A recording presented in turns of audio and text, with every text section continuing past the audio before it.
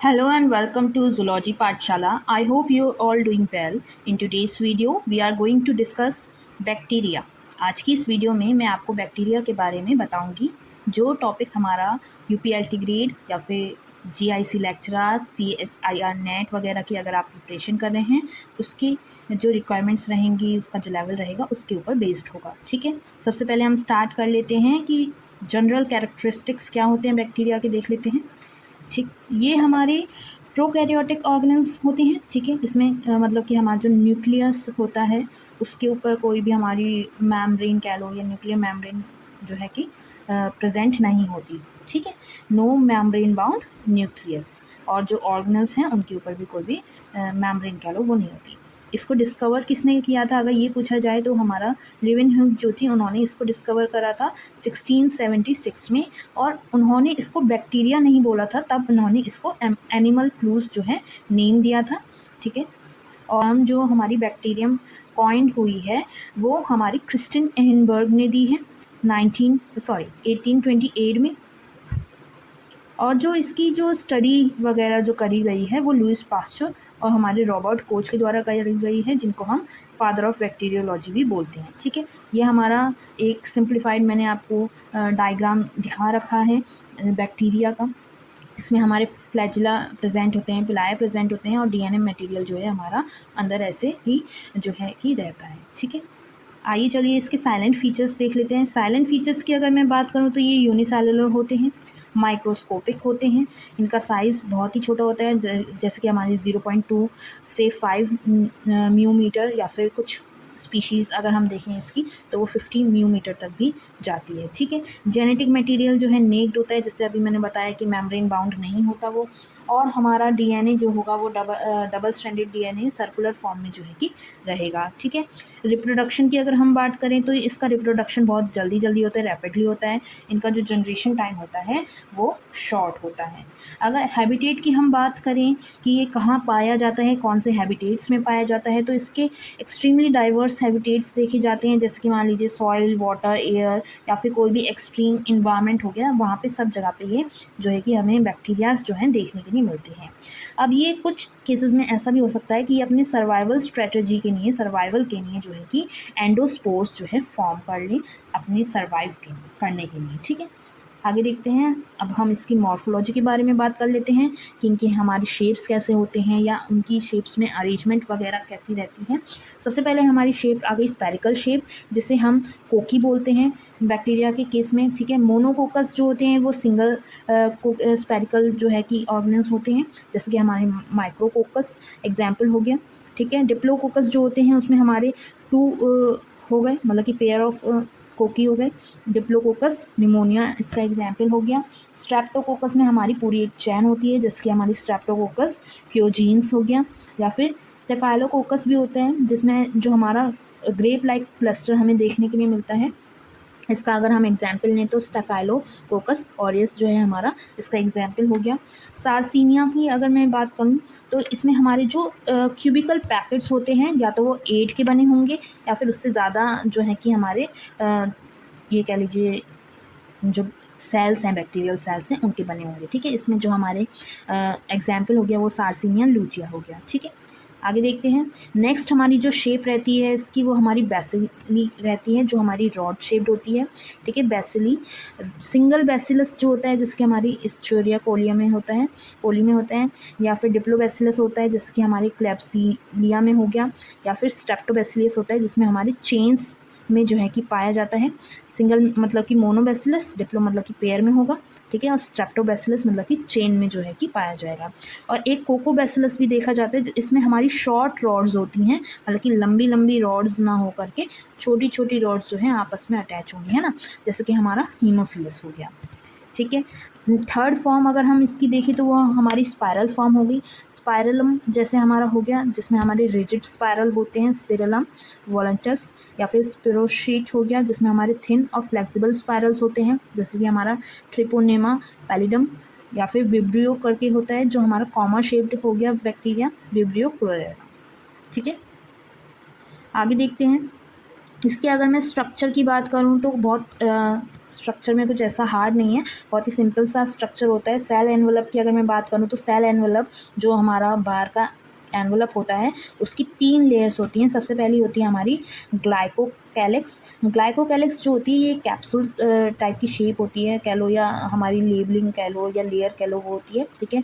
ये ऑर्गेनाइज्ड होती है, फ्रेम होती है और वायरुलेंट होती है कुछ स्पीशीज़ में, जैसे कि हमारा मान लीजिए क्लेप्सिलिया न्यूमोनिया में, और कुछ में ये स्लाइम लेयर की होती है जैसे कि लूज नॉन विरुलेंट, जो हमारी एडेशन में जो है कि मदद करती है, बैक्टीरिया को किसी सरफेस पे जो है अटैच होने में जो है मदद करती है।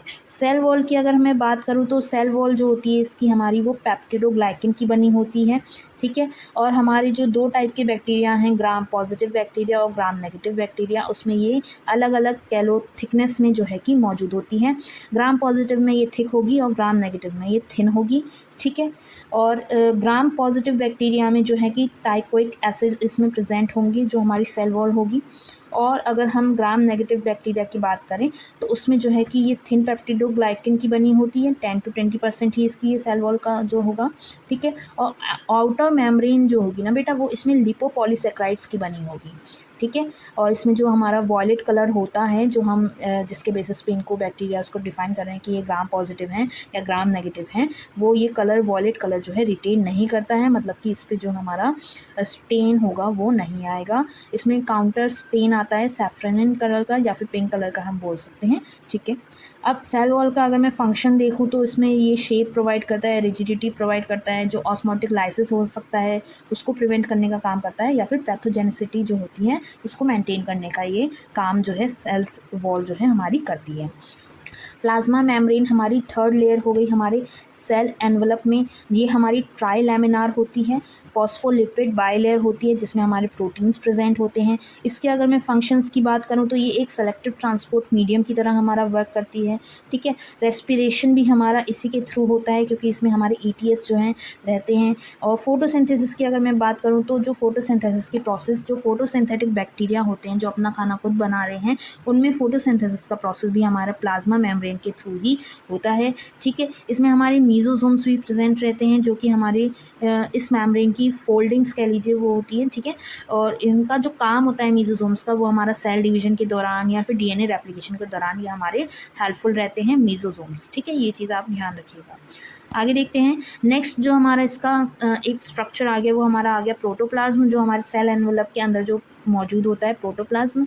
इसमें अगर मैं देखूँ तो प्रोटोप्लाज्म में सबसे पहले हमारा आ गया साइटोप्लाज्म। साइटोप्लाज्म हमारा एक लिक्विड हो गया, ठीक है। ये हमारा यहाँ पे दिख रहा होगा आपको। ये होमोजीनियस होता है और इसके साथ में कुछ एंजाइम्स भी होते हैं, मेटाबोलाइट्स भी होते हैं, स्टोरेज ग्रैन्यूल्स भी होते हैं जैसे कि हमारे ग्लाइकोजन हो गए, पॉलीफॉस्फेट हो गए या फिर वॉल्यूटिन हो गए, पीएच भी हो गए, ये टाइप के हमारे ग्रैन्यूल्स जो हैं देखने के लिए मिल जाते हैं। इसमें हमारी इंक्लूजन बॉडीज़ भी मौजूद होती हैं जो हमारे मटेरियल्स को रिजर्व करने का वर्क करती हैं। अगर मैं दूसरा स्ट्रक्चर इसमें देखूँ प्रोटोप्लाज्म में, तो हमारा न्यूक्लियोइड प्रेजेंट होता है जिसे हम जीनोफोर भी बोल सकते हैं, जहाँ पे हमारा DNA जो है रहता है, ठीक है। ये सिंगल होता है, सर्कुलर होता है और डबल स्ट्रैंडेड DNA मॉलिक्यूल से बना होता है न्यूक्लियोइड। और ये किसी भी न्यूक्लियर एनवेलप का लो या फिर कोई भी हिस्टोन प्रोटीन्स इस पर प्रेजेंट नहीं होते, ठीक है। ना इसका कोई एनवेलप होगा, न्यूक्लियर मेम्ब्रेन नहीं होगी मतलब, और ना ही इस पर कोई हिस्टोन प्रोटीन्स जो हैं अटैच्ड होंगे। ये ऐसे ही single circular double stranded DNA molecule जो है वहाँ पे हमारे प्रोटोप्लाज्म कह लो, साइटोप्लाज्म कह लो, पड़ा हुआ होता है, ठीक है। इसके जो एसोसिएट प्रोटीन्स होते हैं वो प्रेजेंट रहते हैं इसके साथ में। आगे अगर हम देखें तो हमारे थर्ड जो स्ट्रक्चर आ जाता है प्रोटोप्लाज्म में, वो हमारे आ जाते हैं प्लाज्मिड्स। प्लाज्मिड्स की अगर मैं बात करूँ तो ये हमारे small circular DNA independent of nucleoids. जो हमारा एक मेन DNA है, उसके अलावा ये जो हमारे प्लाज्मिड्स होते हैं ये भी वहाँ पे प्रेजेंट होते हैं, ठीक है। ये हमारे स्मॉल सर्कुलर DNAs होते हैं जो कि जो हमारा न्यूक्लियोइड है, जो हमारा मेन जेनेटिक मटेरियल है, उससे इंडिपेंडेंट होते हैं, उसके मतलब बिल्कुल अपना खुद अलग काम करेंगे, उसके ऊपर डिपेंडेंट नहीं है या उससे कोई रिलेशन में नहीं है, ठीक है। ये सेल्फ रेप्लिकेटिंग होते हैं, तभी आपने देखा होगा प्लाज्मिड्स को हम एज अ वैक्टर भी यूज़ करते हैं काफ़ी सारे केसेस में। इसमें हमारे जो R जीन्स हैं वो प्रेजेंट रहते हैं, जैसे कि जो हमारे एंटीबायोटिक रेसिस्टेंस जीन्स होते हैं, ठीक है। हमारे F फैक्टर्स भी प्लाज्मिड में रहते हैं जो हमें फर्टिलिटी प्रोवाइड कराते हैं, ठीक ठीक है, बैक्टीरियल सेल्स को, या फिर टॉक्सिन जीन्स भी इसी में जो है प्लाज्मिड्स में जो है हमारे रहते हैं। अब ये प्लाज्मिड का आपने नाम भी सुना होगा कि ये हमारे जेनेटिक इंजीनियर में जो है कि इंपॉर्टेंट होते हैं, इसको यूज़ किया जाता है एज अ वेक्टर के रूप में, ठीक है। फोर्थ हमारा जो स्ट्रक्चर आ गया वो हमारा राइबोसोम्स आ गया। राइबोसोम्स की अगर मैं बात करूँ तो हमारे जो टिपिकल 70S राइबोसोम्स होते हैं वो हमारे जो हैं इसमें प्रेजेंट रहते हैं, जो हमारे 50S + 30S वाले राइबोसोम्स होते हैं, ठीक है। ये हमारे साइटोप्लाज्म में फ्रीली ऐसे ही मूव कर रहे होते हैं, और जो हमारी फोटोसिंथेसिस की प्रोसेस होती है वो भी राइबोसोम्स में ही होती है। ये आपको पता ही होगा, सेल का बेसिक फंक्शनिंग में अगर आपने पढ़ा होगा तो फिर राइबोसोम्स का ये बेसिक फंक्शनिंग होता है प्रोटीन सिंथेसिस का, ठीक है।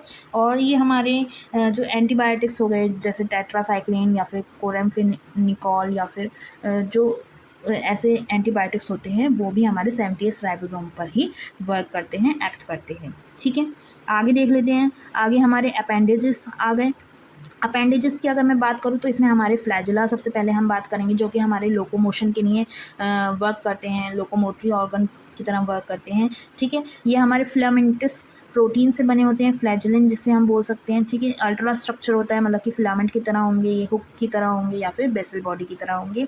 अरेंजमेंट की अगर मैं बात करूँ तो मोनोट्राइकस अगर है तो मतलब कि सिंगल फ्लैजिला प्रेजेंट है, एक एंड पे प्रेजेंट है, जैसे कि हमारे विब्रो में प्रेजेंट है।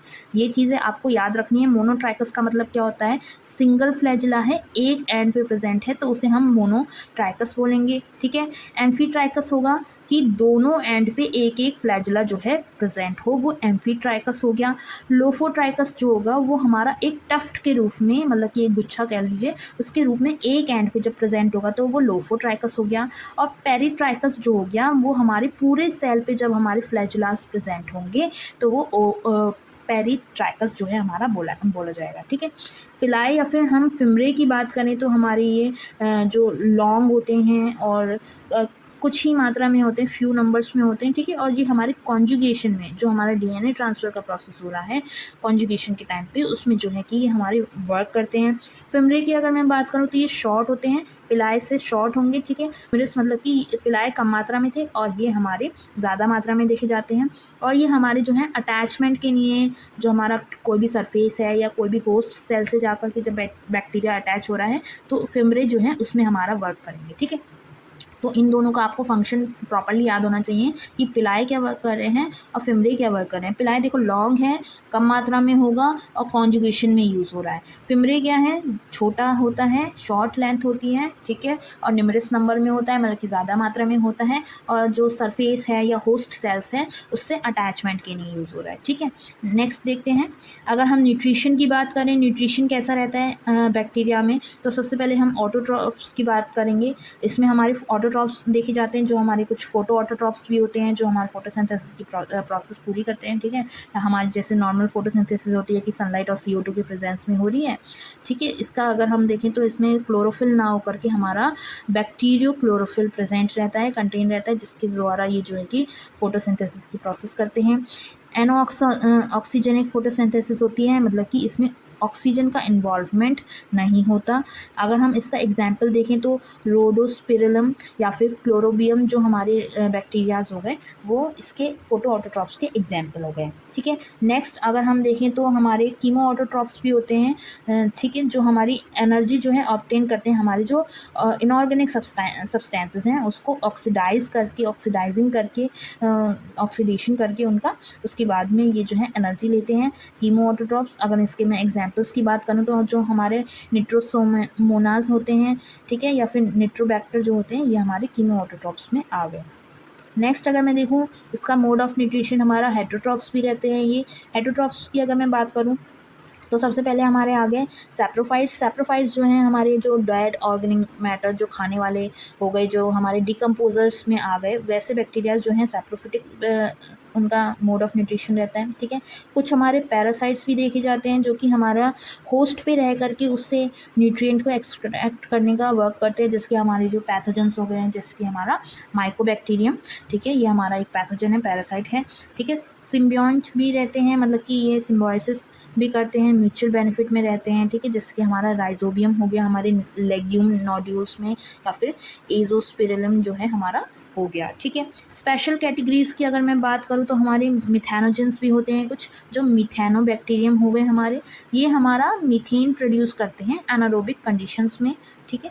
और हेलोफिल्स भी हो गए, जो हेलोबैक्टीरियम होते हैं, ये सॉल्ट लविंग बैक्टीरियाज होते हैं, जो सॉल्ट ज़्यादा इनको प्यारा होता है एक तरह से, है ना। और थर्मो एसिडोफिल्स हो गए, जो हमारे थर्मोप्लाज्मा होते हैं, जो हमारे हाई टेम्परेचर कह लो या एसिडिक पीएच है, बहुत ज़्यादा मात्रा में कुछ पीएच लेवल चल रहा है या बहुत टेम्परेचर चल रहा है, उसको भी ये सर्वाइव जो है कर जाते हैं, थर्मो एसिडोफिल्स, ठीक है। नेक्स्ट अगर मैं रिप्रोडक्शन की बात करूँ कि बैक्टीरिया में रिप्रोडक्शन कैसा रहता है, तो सबसे पहले मैं एसेक्सुअल रिप्रोडक्शन की बात करूँगी। एसेक्सुअल रिप्रोडक्शन में हमारा बाइनरी फिजन जो है मोस्ट कॉमन है, सबसे ज़्यादा हमें देखने के लिए मिलता है बैक्टीरियल सेल्स में। इसमें क्या होता है, जो हमारा डीएनए रेप्लिकेशन हुआ, ठीक है, फिर सेप्टम फॉर्मेशन होगा, फिर हमारे जो डॉटर सेल्स हैं वो डिवाइड होकर के अपने 2 डॉटर सेल्स हमें मिल जाएंगे, ठीक है। ये बहुत जल्दी होता है। जैसे कि हमारे ई कोली में अगर हम देखें तो ये जो बाइनरी फिजन हो रहा है, ये जो सेल डिवीजन हो रहा है, एक तरह से ये 20 मिनट्स में हमारा हो जाता है, ठीक है। एंडोस्पोर फॉर्मेशन जो मैंने आपको बताया था कि सर्वाइवल स्ट्रेटजी की तरह ये एक एंडोस्पोर फॉर्मेशन भी करते हैं। तो जब एडवर्स कंडीशंस आती है ना बेटा, तो ये एंडोस्पोर फॉर्मेशन करते हैं। ये थिक वॉल्ड मेटाबॉलिक डोरमेंट होता है, और जो हमारे हीट हो गए, रेडिएशन हो गए या केमिकल्स हो गए, उसको बिल्कुल ये मतलब झेलने का क्षमता जो है इसमें रहती है, ठीक है। और ये फेवरेबल कंडीशंस जब आती हैं तब ये जर्मिनेशन का प्रोसेस अपना करता है। जैसे कि हमारे एग्जांपल्स हो गए बैसिलस या फिर क्लोस्ट्रीडियम, ठीक है। अगर मैं जेनेटिक रिकम्बिनेशन की बात करूँ, जो हमारे पैरासेक्सुअल मेथड्स हो गए, तो उसमें हमारा सबसे पहले आ गया कॉन्जुगेशन। कॉन्जुगेशन में जो हमारा डीएनए है वो डायरेक्टली ट्रांसफ़र हो जाता है, जो हमारा सेक्स पिलाई है उसके द्वारा, ठीक है। सेक्स पिलाई के द्वारा जो है हमारा डीएनए जो है डायरेक्टली ट्रांसफ़र हो जाता है। इसमें जो एफ पॉजिटिव डोनर होता है वो अपना प्लाज्मिड जो है एफ नेगेटिव डोनर रिसिप्टेंट को जो है कि डोनेट कर देता है या फिर ट्रांसफ़र कर देता है। अगर दूसरा इसका मैं प्रोसेस देखूँ तो ट्रांसफॉर्मेशन का प्रोसेस हो गया। ट्रांसफॉर्मेशन में जो हमारा नेक्ड डीएनए है वो हमारा एनवायरनमेंट में इससे जो है कि अपटेक किया जाता है, ठीक है। ये जो ट्रांसफॉर्मेशन का एक्सपेरिमेंट था ये हमारा ग्रिफिथ ने दिया था 1928 में, और इन्होंने ये स्ट्रेप्टोकोकस निमोनिया पे एक एक्सपेरिमेंट करके ये प्रोसेस जो है हमें बताया था, ये एक्सपेरिमेंट जो हमें दिया था, ठीक है। थर्ड हमारा हो गया ट्रांसडक्शन का प्रोसेस। ट्रांसडक्शन में जो हमारे बैक्टीरियोफेज मीडिएटेड होता है, बैक्टीरियोफेजेस होते हैं, उनके द्वारा जो जीन ट्रांसफ़र वगैरह होता है वो आता है, ठीक है। इसमें जो जनरलाइज्ड ट्रांसडक्शन होता है या फिर स्पेशलाइज्ड ट्रांसडक्शन होता है, जिसकी मान लो जनरलाइज में हम कोई भी जीन जो है वो ट्रांसफ़र करा सकते हैं, ट्रांसडक्ट करा सकते हैं दूसरे में, या फिर स्पेशलाइज्ड ट्रांसडक्शन में हम जो है जो हमारे स्पेसिफिक जीन हैं जो हमें स्पेसिफिकली ट्रांसफ़र कराने हैं, ट्रांसडक्ट कराने हैं, वो हम करवा सकते हैं, ठीक है। आगे अगर मैं इसके इकोनॉमिक इम्पोर्टेंस की बात करूँ बैक्टीरिया के, तो ये हमारे बहुत सारे एरियाज़ में बेनिफिशियल होते हैं। जैसे कि हमारे एग्रीकल्चर में अगर मैं देखूँ तो ये नाइट्रोजन फिक्सेशन का काम कर रहे हैं, जैसे कि हमारे राइजोबियम हो गया, एजोबैक्टर हो गया, एनाबेना हो गया, या फिर न्यूट्रिफिकेशन का भी ये वर्क करते हैं, जैसे कि हमारे निट्रोसोमोनास हो गया या फिर निट्रोबैक्टर्स हो गए। बायोपेस्टिसाइड्स की तरह भी ये वर्क करते हैं, जैसे कि हमारा बैसिलस थ्रंजिनस या फिर बीटी टॉक्सिन जिसे हम बोलते हैं नॉर्मल लैंग्वेज में, वो हो गया।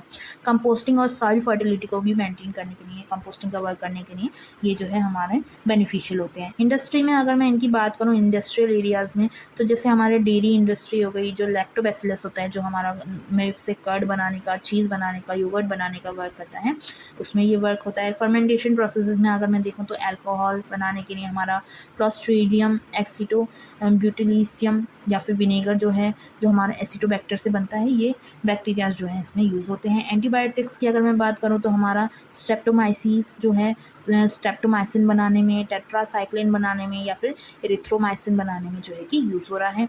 एंजाइम्स की अगर मैं बात करूँ तो एमाइलेज, प्रोटीएज और सेलुलेज बनाने में भी ये जो है यूज़ किया जाता है, ठीक है।